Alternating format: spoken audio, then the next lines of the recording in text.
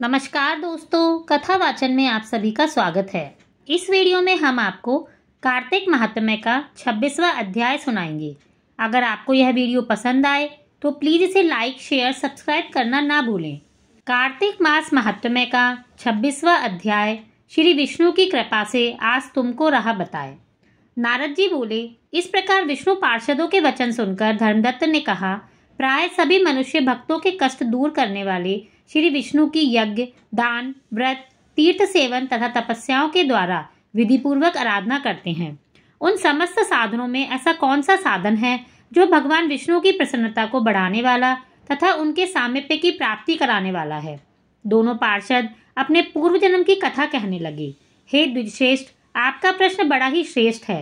आज हम आपको भगवान विष्णु को शीघ्र प्रसन्न करने का उपाय बताते हैं। हम इतिहास सहित प्राचीन वृतांत सुनाते हैं, सावधानी पूर्वक सुनो। ब्राह्मण पहले कांचीपुर में चोल नामक एक चक्रवर्ती राजा हो गए थे। उन्हीं के नाम पर उनके अधीन रहने वाले सभी देश चौल नाम से विख्यात हुए। राजा चौल जब इस भूमंडल पर शासन करते थे, उस समय उनके राज्य में कोई भी मनुष्य दरिद्र, दुखी, पाप में मन लगाने वाला अथवा रोगी नहीं था।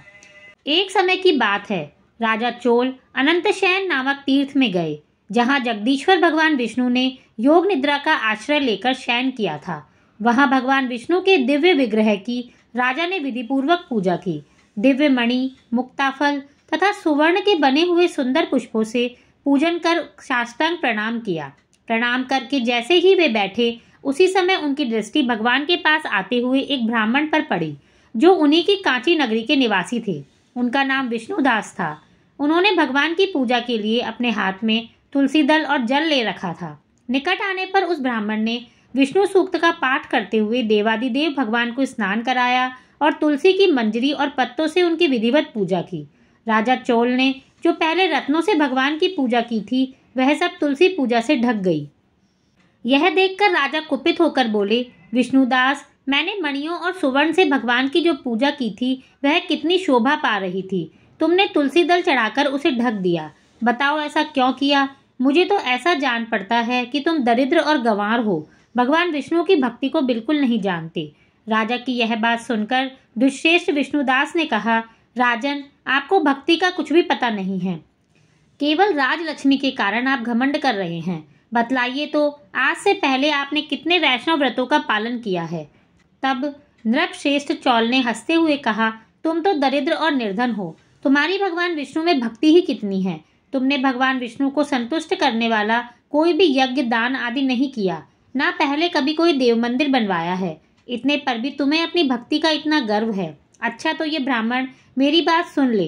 भगवान विष्णु के दर्शन पहले मैं करता हूँ या यह ब्राह्मण? इस बात को आप सब लोग देखें, फिर हम दोनों में से किसकी भक्ति कैसी है, यह सब लोग स्वतः ही जान लेंगे। ऐसा कहकर राजा अपने राजभवन को चले गए। वहां उन्होंने महर्षि मुद्गल को आचार्य बनाकर वैष्णव यज्ञ आरंभ किया। उधर सदैव भगवान विष्णु को प्रसन्न करने वाले शास्त्रोक्त नियमों में तत्पर विष्णुदास भी व्रत का पालन करते हुए वहीं भगवान विष्णु के मंदिर में टिक गए। उन्होंने माघ और कार्तिक के उत्तम व्रत का अनुष्ठान, तुलसी वन की रक्षा, एकादशी को द्वादशाक्षर मंत्र का जाप, नृत्य, गीत आदि मंगलमय आयोजनों के साथ प्रतिदिन षोडोपचार से भगवान विष्णु की पूजा आदि नियमों का आचरण किया। वे प्रतिदिन चलते फिरते और सोते हर समय भगवान विष्णु का स्मरण किया करते थे। उनकी दृष्टि सर्वत्र सम हो गई थी।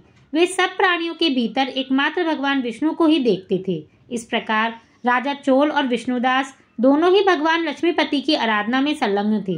दोनों ही अपने अपने व्रत में स्थित रहते थे और दोनों की ही संपूर्ण इंद्रियां और समस्त कर्म भगवान विष्णु को समर्पित हो चुके थे।